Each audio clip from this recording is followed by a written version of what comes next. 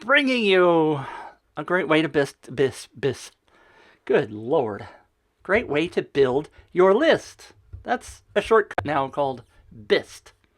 My friend Astro with his new baseball cap, created by my wife, who's doing crochet. I laugh because she's now making patterns that you can buy. So if you're into crochet, let me know. I can hook you up with a great pattern maker. She recently made, why is it a baseball cap? Well, because she has made baseball loveys, as they're called. I don't know. I'd never heard the term before today. Well, okay, not today. But anyway, good morning, good afternoon, good evening, wherever you are. It's been a really good day for me. I had a really great conversation with the folks over at Upviral today. Looking forward to doing potentially some more there. It's an exciting future coming about. For those of you who are new, and I'm just looking for my comment window. Where is it? It's hiding behind something. Let me know if you're here. The point of the broadcast today, and if you want to find out more about when I broadcast, you can go to giveaway. God golly, I can't talk today. Giveawayrocket.com. Slow down, Mitch. /CalFree, and you can see my free. Oh man, it's just not working. My free calendar. And why didn't that work? Because you're supposed to get a link in the chat. Let me try that again. There it is. There's the link. That worked that time. So you should see, hopefully, in the chat window, link to the calendar. So you can just click it. Tip of the day. This is something that I wish more people would do, and that is to run more than one campaign. And we've talked about this multiple times.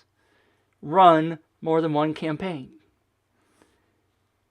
It kind of slays me because I had an interesting conversation yesterday with a group of people that I am potentially going to be doing a weekly show for. There's a little hint for you. And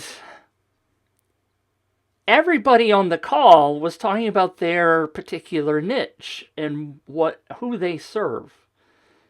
And every one of them talked about how people understand that you're not an instant expert, right? For example, the baseball cap. One of the gentlemen teaches parents how to help their children learn a sport in a faster way. And everybody knows that when you go to play baseball, for example, you don't know how to do baseball as an expert the first time you go out and play. There's basics that you have to learn how to do. You don't get that instantly when you do something. But it seems that when people want to build their list, and especially if they want to do it the way I'd like to teach it with contests, they kind of have this perception that contests are easy. All you gotta do is put an iPhone out there and people will flock to you, and then you'll make sales and things will be great. They make the leap that they can instantly become a superstar baseball player without having gone through all the educational side of it. And this analogy hit me last night, and especially with Astro now having a baseball hat. It just slays me how people think. Slays probably isn't the right word. It's ironic that people think that they can instantly become an expert in this, and when it doesn't work the first time, they give up and go try something else. You don't do that with Facebook ads. You don't do that with your lead magnets. You don't do that with a whole lot of different marketing kinds of things. But yet with contests, so many people think, well, it's just going to work the first time.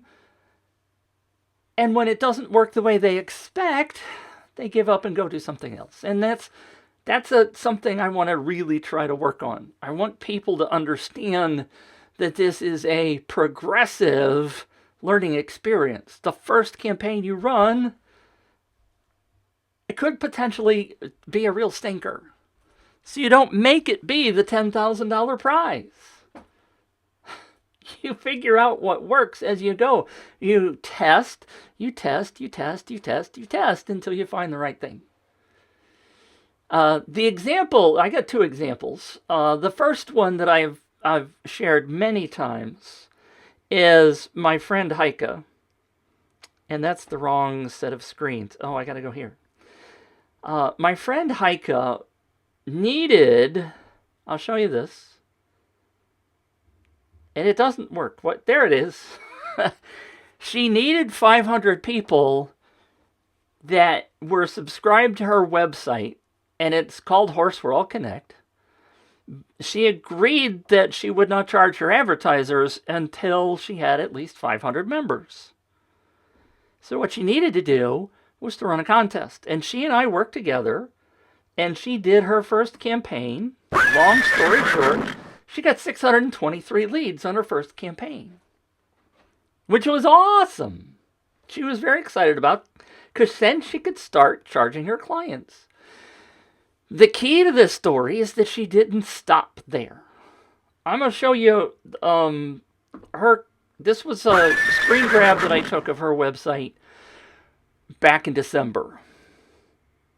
Notice that she has a giveaway tab at the top of the page. She has a place for people to just sign up to find out when the next one's going to happen. But she's also running a campaign every month now. When she and I ran her first campaign, that was like in February of 2019. That was almost a year and a half ago. Now maybe it was 2018. I don't remember. Long time ago. But she keeps doing it because it works. She's giving away the right offer to the right people. That's gorgeous. I love that kind of stuff. Somebody just gave me a comment on Twitch, which is bizarre, which made me pause. You got to keep at your marketing. You always have to be doing marketing. If you're in business, you have to be doing marketing. Therefore, the tip is to keep at it. It's not going to work. It's not going to work right the first time, potentially. It did for Heike because she came to me and she asked for help. So, yay me, I helped her. The other example I'd like to show you is my good friends over at Fujifilm. And they have been running multiple campaigns. I have this set of stats.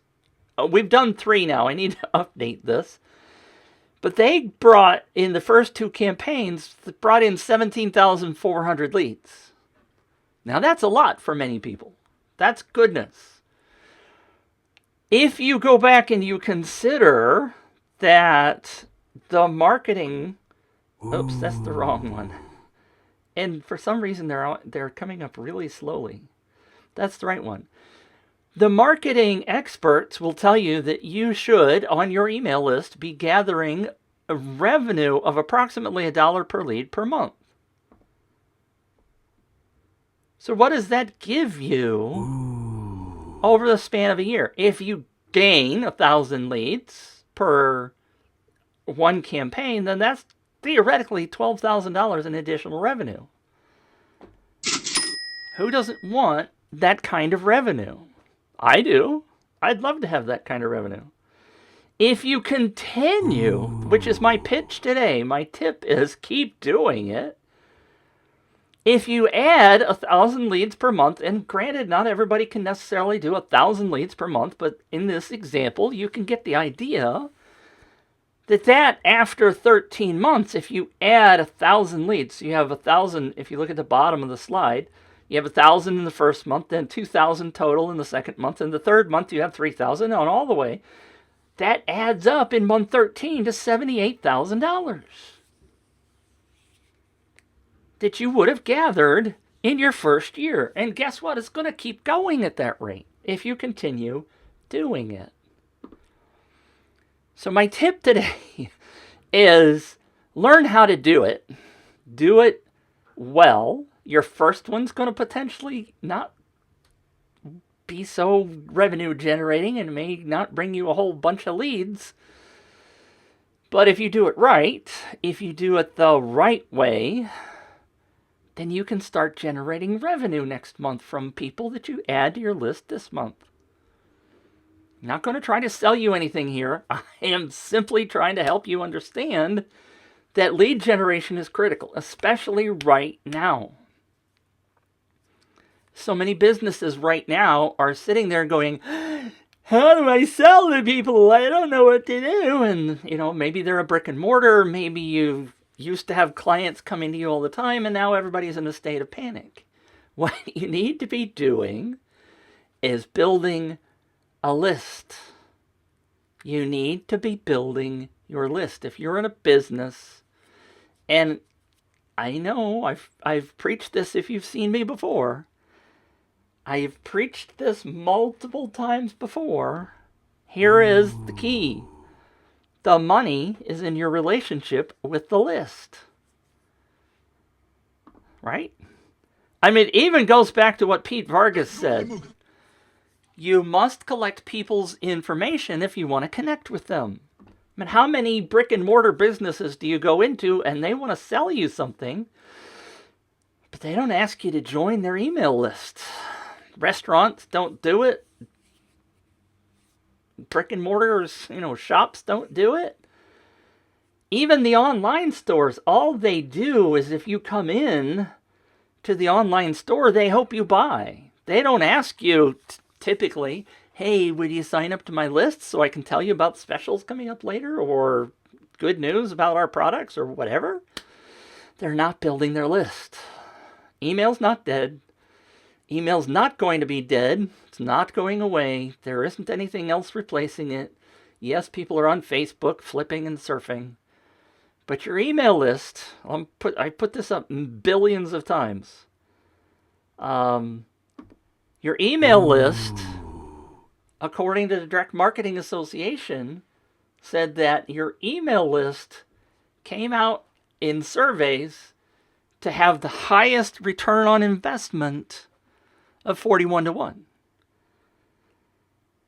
41 to 1. How crazy is that? Things are just going slowly with my buttons. There I am. Even everybody says that Facebook is the place to be, right? In a survey that Custora did that I read last year, they studied 72 million customers.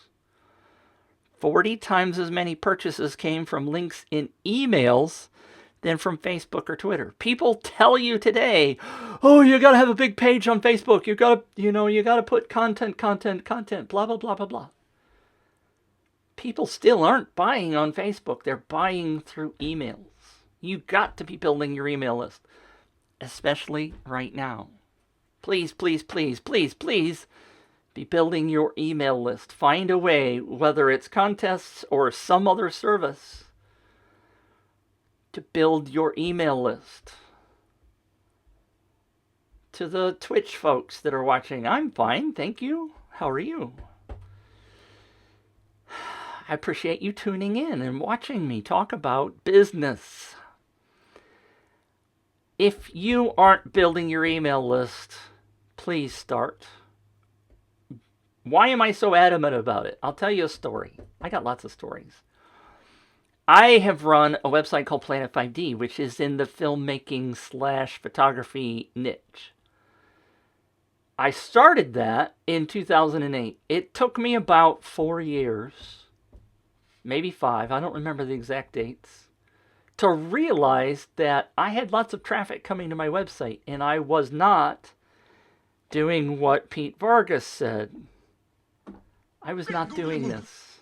I was not collecting people's information.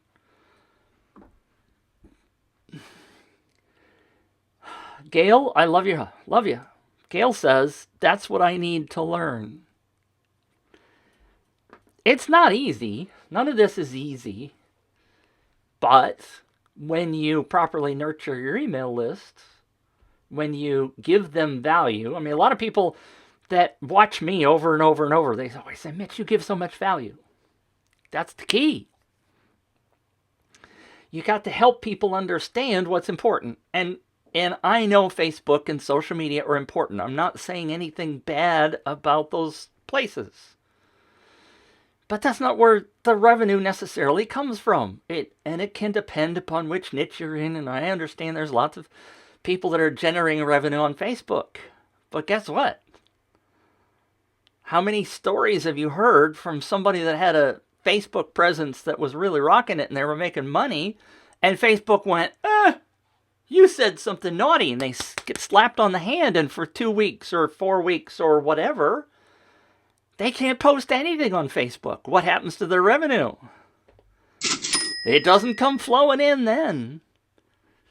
Facebook can take your entire life away. I know 2 people, one of them being Chad Nicely, who recently had their entire account banned. And he's had to rebuild his account from scratch. If that's your source of revenue, you're screwed. Now, we all have trouble right now, right, with revenue generation, potentially, in the time of COVID.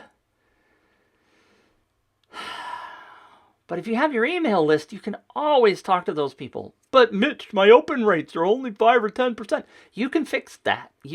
I'm currently having about a 40% open rate on my emails.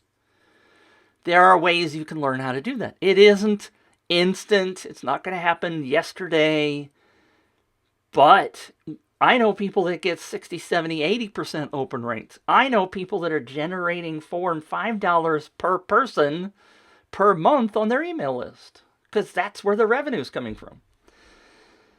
People say, well, email's dead. Guess what? Have you looked at your spam box lately? Gail, have you looked at your spam box? What's in there? Spam.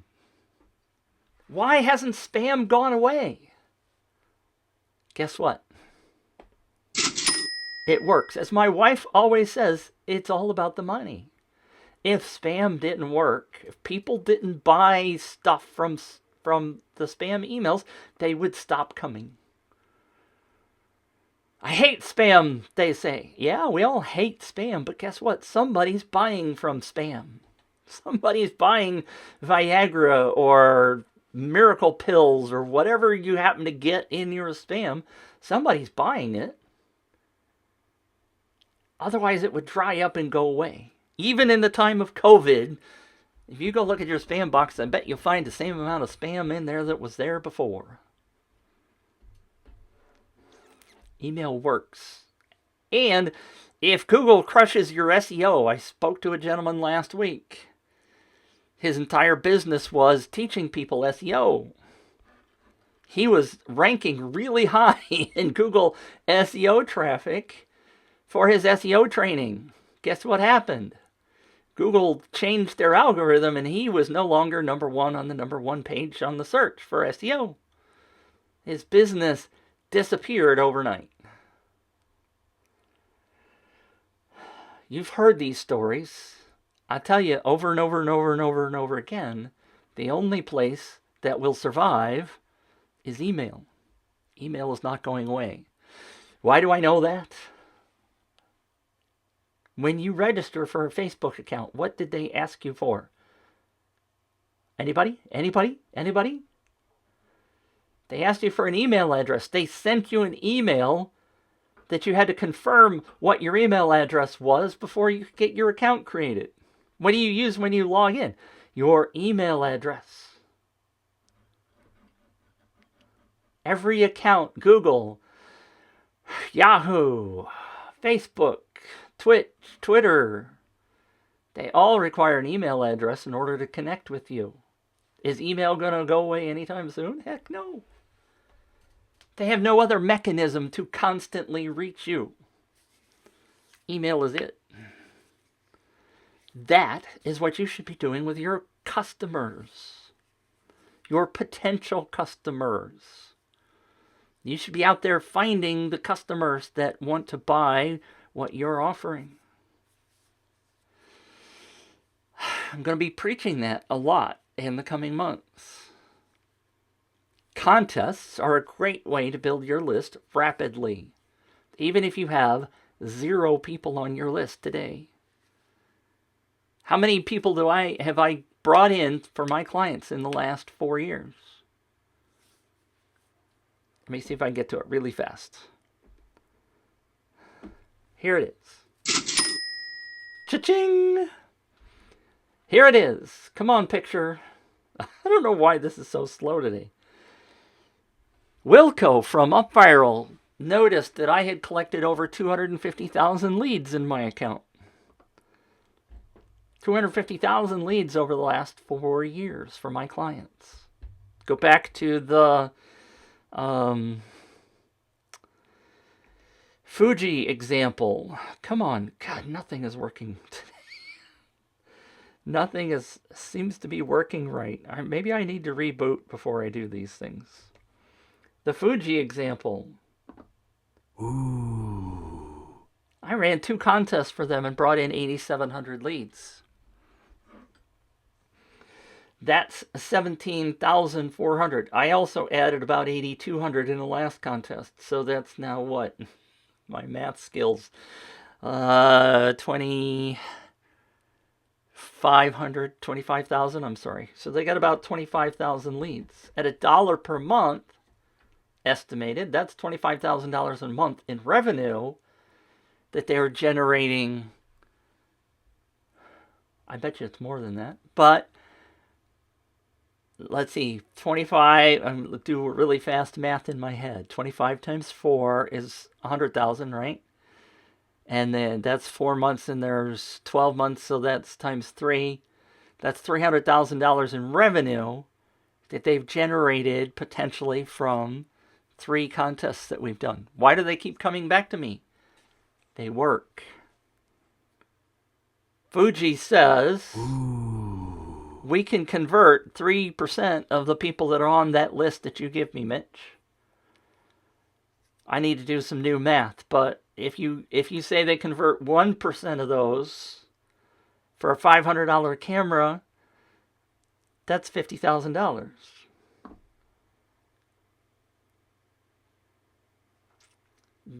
So let's suppose that they're getting $1 per month for those $25,000 lead or 25,000 leads, and that's $300,000 a year. Guess what they spent on gaining those leads? Did they spend $300,000? They spend $100,000? Did they spend $50,000? They spent probably $15,000 if I haven't really added up the numbers lately. But they probably spent $15,000 with prizes and advertising and my fees. $15,000 to generate $300,000 in the next year? But who wouldn't do that? FJR says value bomb. Yeah, you talk about a value bomb. And those are targeted people. Those are people that are interested in cameras and photography. They're not everyday Joe that just wants to potentially win a camera. Maybe there's some. Maybe throw out 10, 20% of those people because they just wanted to try to win something for free.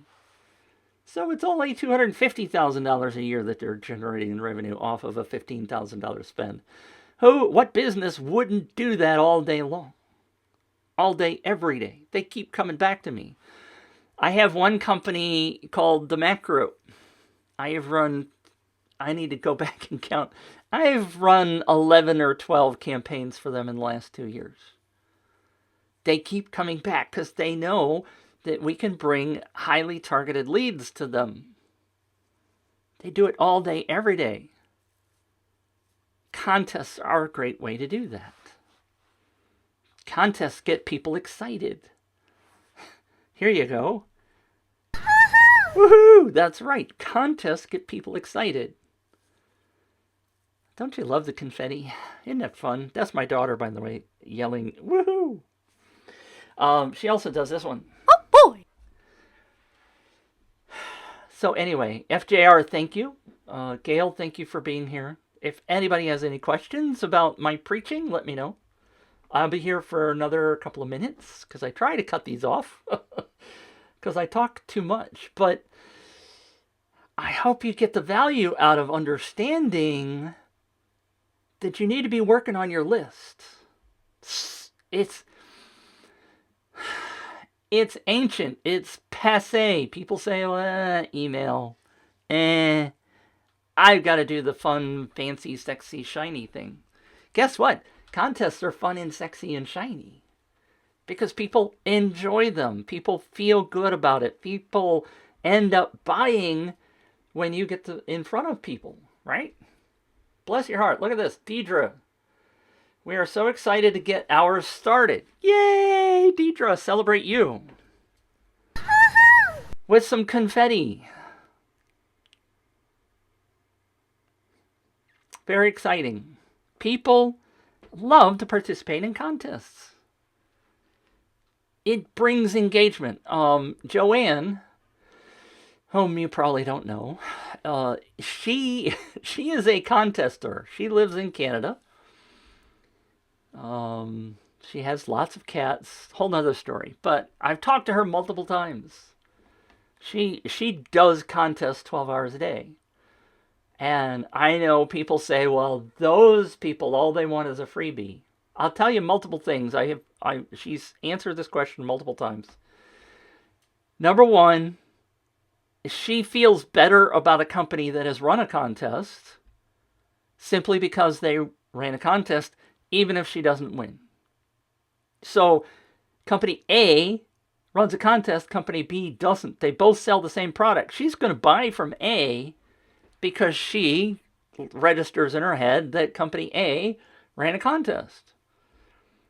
If she doesn't win, she often will go buy company A's products. And she recommends to her mom or dad. She tells a story to me where she won a smartphone back in, I think, 2013. And I don't remember the brand name. It doesn't matter. Company A's smartphone. 2015, she needed a new phone. Guess where she went to buy her new phone? Company A. Her mom needed a smartphone in 2017. Guess where she told her mom to go buy her smartphone? Company A. Simply because, in her case, she won the first time. Okay, that definitely makes her more loyal. But she said she does that to all kinds of companies that offer contests that she doesn't win. It's brand recognition. It's loyalty. It's enhanced goodwill. That's the phrase I always forget. It's goodwill. It's exposure. The other marketing that you have to do is exposure marketing. Think about Coca-Cola, right? What have they done? They've created those silly bears that they do the Christmas commercials for. They spend millions of dollars creating that because they want people to associate good times, funny bears with their product.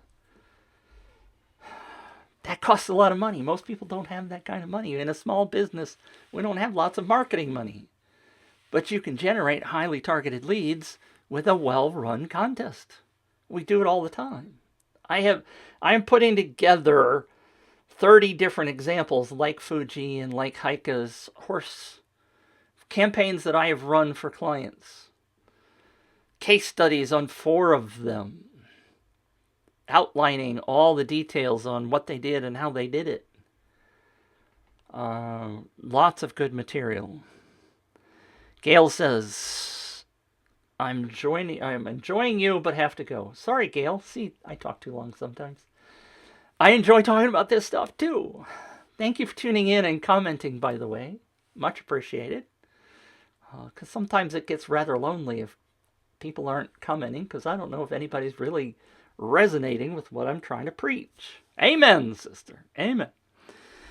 I will be on tomorrow at this same time, by the way. If you look at the calendar, I'll be on tomorrow taking a campaign and showing you what's working, what's not working, and everybody loves those sessions. So tomorrow at the top of the hour that we're currently on, tomorrow is Wednesday, It's 10:41 my time. That would be 11:41 Eastern USA time. You can figure it out from. It's 41. It's 10 o'clock Central, 11 o'clock Eastern. That's 10, 8 o'clock Pacific in the United States. Tune in for those because those are a lot of fun. I love helping people understand what's not working. Happy for you guys to tune in today. Thank you very much. If you have any questions, just go ahead and type them in if you can. If you're watching on Twitch, this goes away.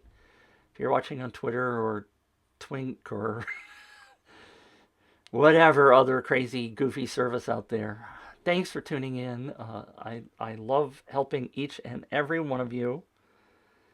If you have any questions, please tag me, let me know.